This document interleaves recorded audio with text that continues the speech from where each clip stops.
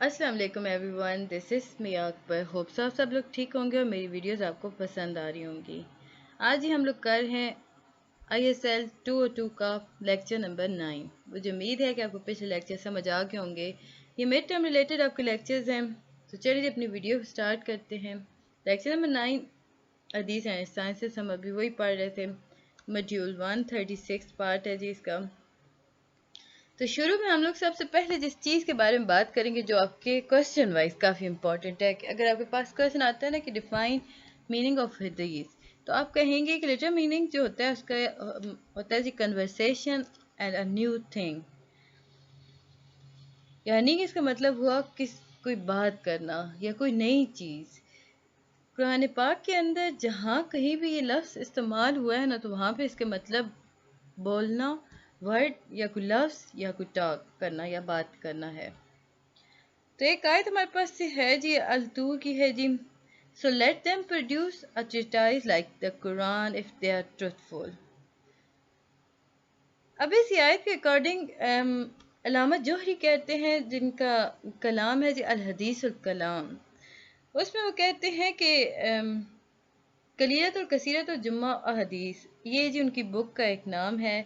इसका मतलब ये हुआ अल हदीस उल कलाम बुक है, उसके अंदर उन्होंने कहा कि कलीलत और कसीरत और जुम्मा हदीस। अब इसका मतलब क्या है? इसका मतलब है कि हदीस जो है वो स्पीच है, चाहे वो छोटी सी हो चाहे बड़ी हो। इसका जो प्लूरल होता है वो अल हदीस होता है। अगर हम इसका टेक्निकल मीनिंग देखें तो हिदायत या हदीस refer to the saying, action and speech of the messenger of अल्लाह, यानी कि हज़रत मोहम्मद सल्लल्लाहु अलैहि वसल्लम की हर बात, हर एक्शन, हर स्पीच, सब कुछ हदीस कहलाती है। The circumstances and attribute of the Prophet peace be upon him, circumstances भी और attributes भी हदीस कहलाते हैं। अगर हम बात करते हैं introduction to the knowledge of हदीस, तो हिदायत और सुन्ना जो होता है, इसके हमारे पास ही शुरू में हम सुन्ना के बारे में देख रहे हैं। हदीस यानी जो बातें उन्होंने कही, नबी पाक सल्लल्लाहु अलैहि वसल्लम ने इरशाद फरमाई। सुन्ना जो उन्होंने काम किए वो सारे कुछ। तो यहाँ भी बताया जा रहा है कि इन दोनों के सिनोनिम्स हैं जी मुहद्दिसीन। मुहद्दिसीन याद रखिएगा, MCQs आता है तो आप लिखेंगे मुहद्दिसीन है जी हिदायत और सुन्ना, या हदीस और सुन्ना के सिनोनिम्स। सिनोनिम बेसिकली हम एक ही अल्फाज के मुख्तलिफ नाम जिस होते हैं, हम आवाज अल्फाज आप कह सकते हैं, या meaning same meaning with different words. चीज़ एक होगी लेकिन अंदाज मुख्तलिफ होंगे, वर्ड्स डिफरेंट होंगे। स्पेशली द लेटर मुताखरीन और मुहद्दिसीन, यानी कि अभी हमें बताया जा रहा है कि सुन्ना और हदीस जो हैं वो सिनोनिम हैं मुहद्दिसीन के, और इसके बाद हमें मुताखरीन मुहद्दिसीन के बारे में बताया जाएगा। सुन्ना जो होता है ना, वो literally mean a walking path, यानी कि एक रास्ता। A walking path is one that is walked on repeatedly, coming and going on. It is regular part of routine. अब जब हम कह रहे हैं कि सुन्ना वॉकिंग पाथ है, वॉकिंग पाथ है क्या? वो रास्ता जिस पे हम बार बार चलते हैं, चलते ही जाते हैं। ये हमारे रोज़मर्रा की ज़िंदगी के अंदर काम आता है। Like lifting up a child during prayer, and ये सारी चीज़ें इसमें आ रही हैं हदीस के अंदर।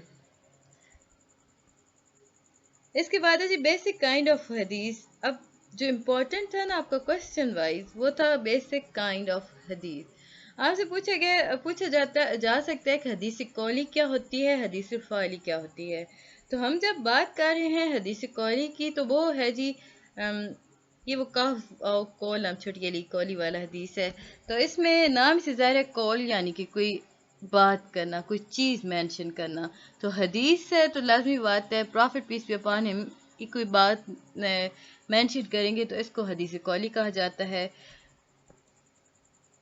इट इज़ अ हदीस इन which the saying of the profit is mention. अब यहाँ पे हमारे पास फॉर एग्जांपल आया हुआ था कि एक्शन आर जज बाय इंटेंशंस। हम एक्शंस को इंटेंशन के थ्रू जज करते हैं। हदीस फ़ैली जो होता है, मतलब आपकी जो इंटेंशन होगी आप वही एक्शन करेंगे, तो ये जज हुआ ना। یہ جج کرنا ہوا آپ کی کسی بات کو. تو جب ہم بات کرتے ہیں حدیث قولی کے اندر تو وہ ایک حدیث ہے جی جس کے وجہ ہم کہہ سکتے ہیں کہ ان حدیث ان وچ the saying of prophet is mentioned. آپ سمپل ڈفرینس یاد رکھیے گا. جس میں بات کی گئی ہے وہ قولی ہوتی ہے اور جس میں ایکشنز دکھائے جا رہے ہوتے ہیں یا ایکشنز پہ مینشن کیے جاتے ہیں وہ حدیث فعلی ہوتا ہے. It is a hadith in which action of prophet is mentioned. پھر اس کے بعد ہمارے پاس تھرڈ فارم حدیث کیا آتی ہے؟ حدیث تقریری. اب یہ وہ حدیث ہے جس میں پروفٹ صلی اللہ علیہ وآلہ وسلم خاموش رہے کسی بھی بات پہ. ابھی کچھ یہاں پہ کہا جا رہا ہے کہ some time the holy prophet remain silent and give permission. کبھی کبھی ایسا ہوتا تھا کہ نبی پاک صلی اللہ علیہ وآلہ وسلم خاموش ہو جاتے تھے اور پرمیشن ان کی خاموشی پرمیشن ہی ہوتی تھی. اور کبھی کبھی یہ ہوتا تھا کہ آپ ارشاد فرما دیا کرتے تھے، کلیئر کر دیا کرتے تھے ہر بات کو. اب ایک ایگزامپل یہاں ہمارے پاس دی گئی تھی کہ سائلنٹ ایکسپلینیشن. ایک دفعہ ہوا یوں کہ ایک صحابہ جو تھے اور انہوں نے نا فجر کی نماز میں فرض نمازوں کے بعد سنت کی نمازیں پڑھنا شروع کی، یعنی کہ سنت پریئر آف فجر آفٹر دا اوبلیگیٹری پریئرز، یعنی کہ فرض ادا کر دیے. اب سنت کی جو تھے وہ پڑھ رہے تھے تو نبی پاک صلی اللہ علیہ وآلہ وسلم نے ارشاد فرمایا کہ آپ نے ایسا کیوں کیا؟ تو انہوں نے ارشاد فرمایا صحابہ نے کہ مجھ سے سنت رہ گئی تھی، سنت نماز رہ گئی تھی فجر کی، اس لیے میں اسے ابھی پڑھ رہا ہوں. تو آپ صلی اللہ علیہ وآلہ وسلم خاموش ہو گئے اور یوں انہوں نے اسے پرمیشن دے دی. تو یہ بھی حدیث تقریری کے اندر آتا ہے. اب جب ہم حدیث سے تقریری کے اندر ایکسپلینیشن ود ایکشن کی جب بات کرتے ہیں تو یہاں بھی ہمارے پاس ایک ایگزامپل آتی ہے کہ during an expedition the Muslim army out of starvation had to eat from dead massive fish amber that died outside the sea. اب جب ایکشن کی بات آ رہی ہے تو یہاں پہ ہمیں بتایا جا رہا ہے کہ ایک غزوے کے اندر مسلمان بھوک سے نڈھال ہو گئے تو وہ انہوں نے مردہ مچھلیاں کھانا شروع کر دیں. مطلب جو باہر مچھلیاں تھیں تو اس مچھلی کا نام کیا تھا؟ امبر. امبر جو تھی وہ سمندر سے باہر مری ہوئی پڑی ہوئی تھی تو انہوں نے وہ کھانا شروع کر دیں. اب جب پروفٹ صلی اللہ علیہ وآلہ وسلم نے ارشاد فرمایا کہ اگر کچھ بچ گیا ہے تو مجھے بھی دے دو. یہ جی ایکسپلینیشن ود ایکشن تھا، یعنی کہ آپ نے رضامندی ظاہر کی کہ آپ کھا سکتے ہو اسے. شمائل نبوی ہے جی ہمارے پاس. یہ وہ حدیثیں ہوتی ہیں جن میں ہیبٹس اور مورل اور physical attribute of prophet are mention. اب یہاں پہ ہمیں اگزامپل دی گئی کہ حضرت عبداللہ بن عباس says that the messenger of Allah, peace be upon him, was the most generous of the all people. صحیح بخاری کے اندر تھی جی ہمارے پاس یہ اگزامپل. اس کے بعد جی ہم بات کرتے ہیں ڈیفینیشن آف علم اصول الحدیث، یعنی کہ علم اصول الحدیث کے اصول حدیث کے تعریف بیان کریں. جو آرٹ ہوتا ہے نا حدیث کا، اس کا مطلب کیا ہے؟ دا آرٹ آف حدیث mean to know the rule and regulation through which the document and information of the text are known, اور to be able to know the narrator and narrator and their circumstances on the basis of which the decision to accept or reject the hadith is made. یعنی کہ اس کا مطلب یہ ہوا کہ جب آپ حدیث کے بارے میں بات کر رہے ہیں تو آپ کو پتہ ہونا چاہیے کہ اس کے رولز اور ریگولیشنز کیا ہیں، آپ نے وہ حدیث کس بک سے پڑھی ہے، وہ انفارمیشن آپ نے کہاں سے لی ہے، آیا جو وہ بیان کر رہا ہے وہ اس مستند ہے کہ یا نہیں. یہ ساری باتوں کو دھیان رکھتے ہوئے ہم حدیث کو دیکھتے ہیں. اس کے بعد ہی ہم کہہ سکتے ہیں کہ یہ حدیث درست ہے یا یہ حدیث غلط ہے. دا سبجیکٹ آف علم حدیث، اگر ہم ایکسیپٹنس اور ریجیکشن کی بات کرتے ہیں نا حدیث کی تو یہ ایک سبجیکٹ ہے جسے سند کہا جاتا ہے. یہ مطلب یوں کہہ لیں کہ سند اینڈ ٹیکسٹ، یعنی کہ سند و متن آف حدیث ہوتا ہے. یہ جو قابل علماء ہوتے ہیں، مسند علماء ہوتے ہیں نا، وہ آپ کو اس کی سند دیتے ہیں کہ آیا یہ حدیث تھی یا نہیں.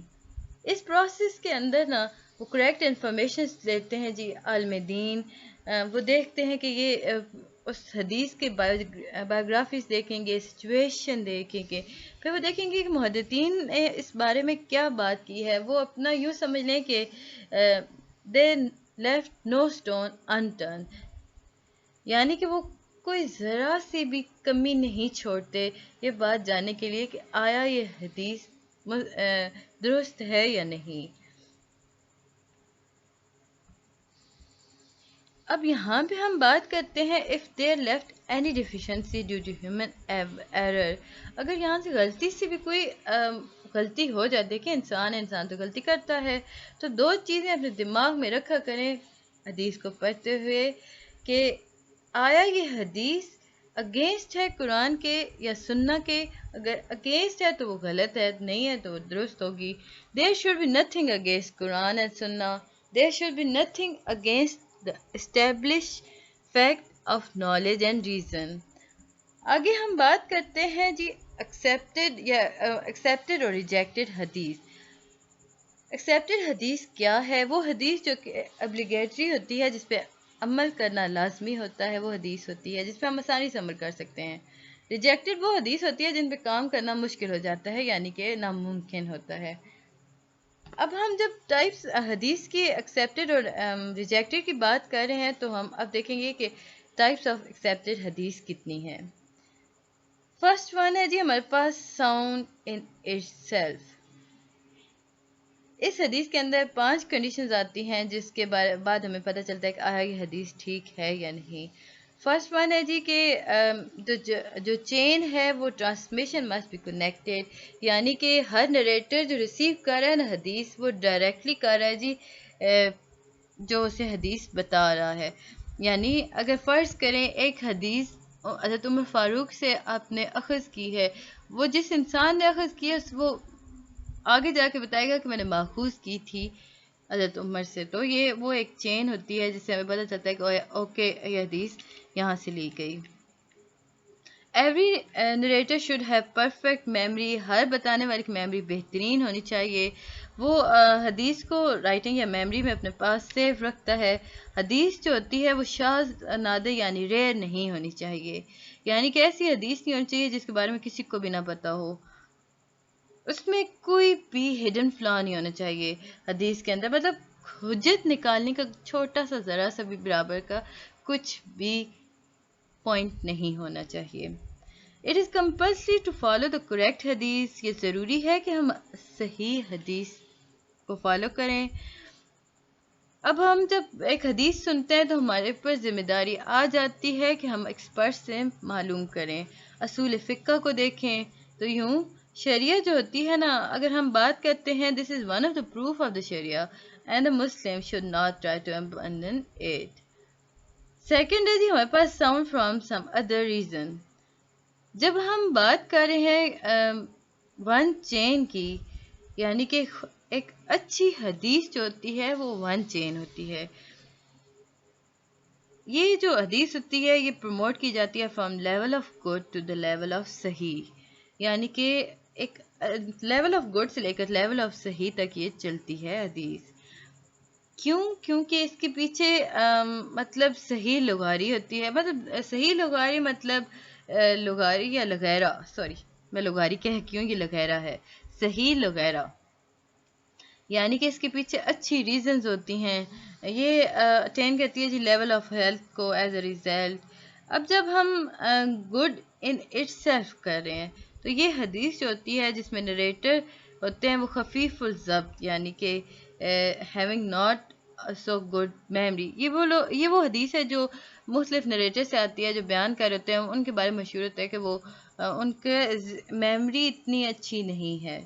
تو جو ریزلٹ ہوتا ہے یہ ساؤنڈ صحیح حدیث کہلاتی ہے. Good for some other reason, حسن وغیرہ کا ہمارے پاس آ گیا جی. یہ وہ حدیث ہوتی ہے جس کے اندر سیورل چینز آف ٹرانسمیشنز ہوتے ہیں.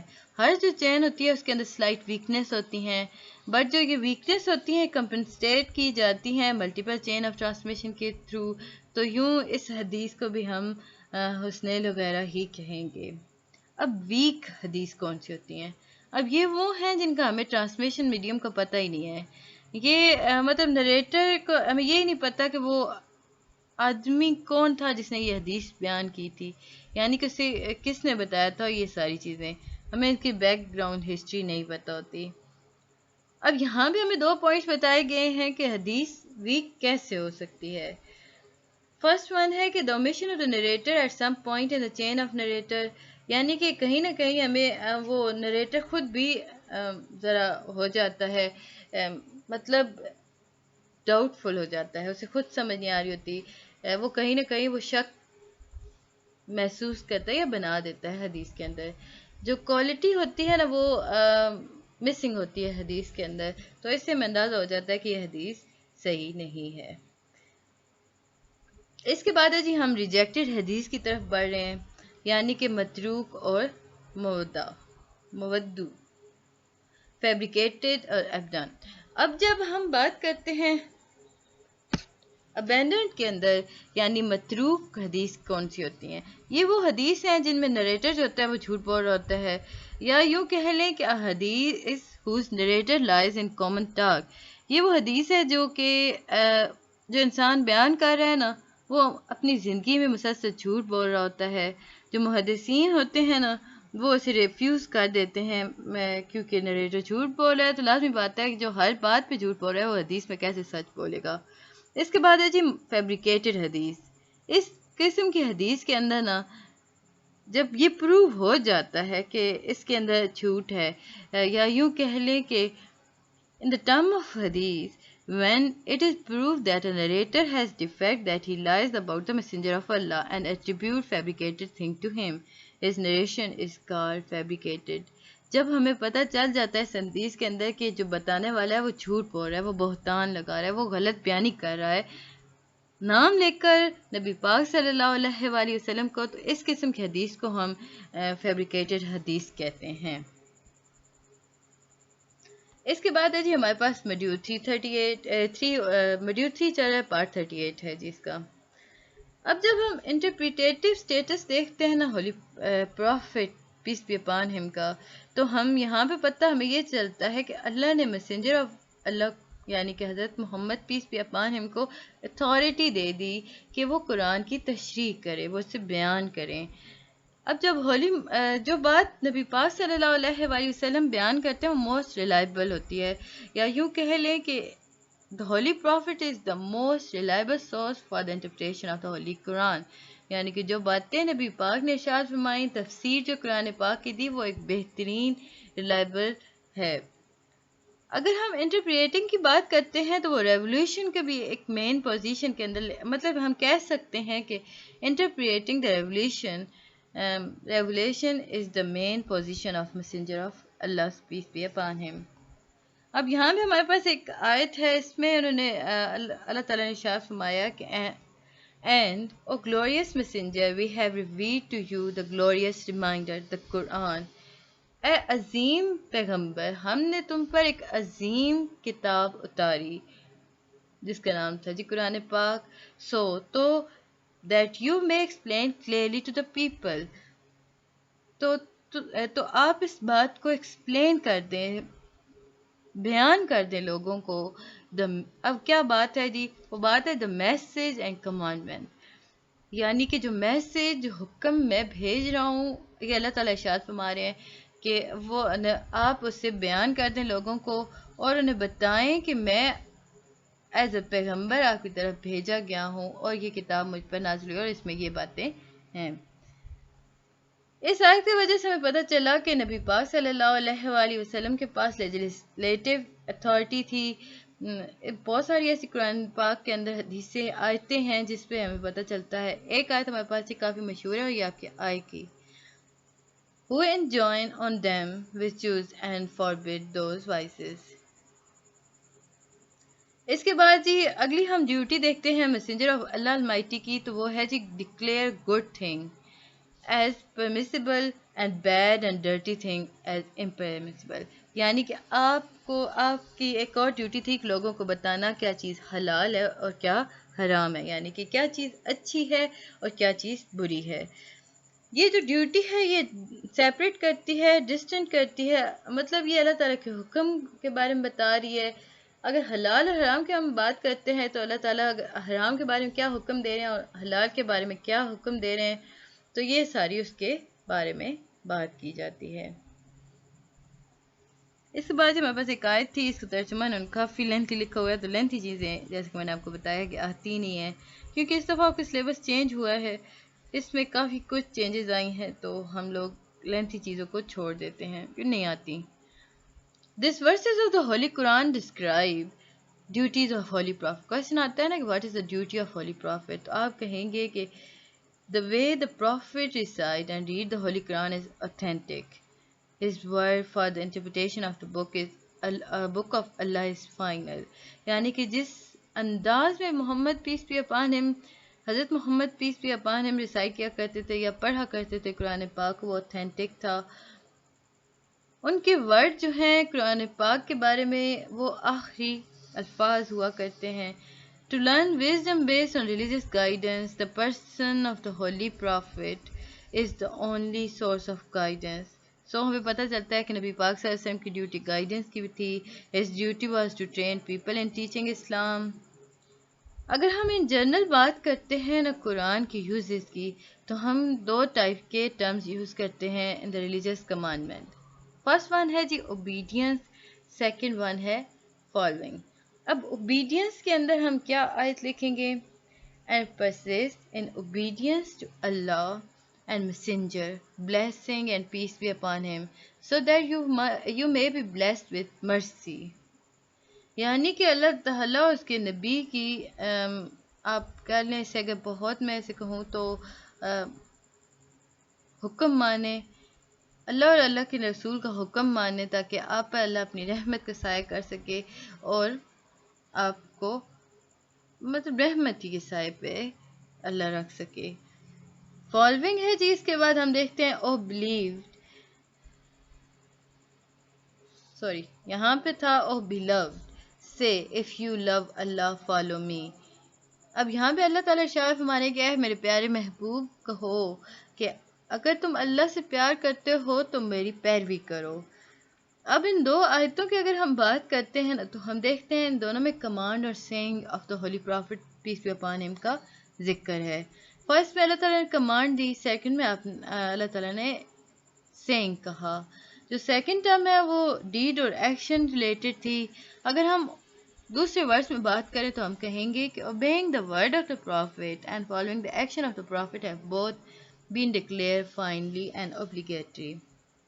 مجھے امید ہے کہ آپ کو سمجھ آیا ہوگا، کوئی چیز اس میں اتنی مشکل نہیں تھی۔ اگر آپ کو نہیں سمجھ آتا تو مجھ سے پوچھ لیجیے گا۔ کہانی میں چینل کو لائک اور سبسکرائب ضرور کیجیے گا۔ ملتے ہیں نیکسٹ ویڈیو میں، تب تک کے لیے اللہ حافظ۔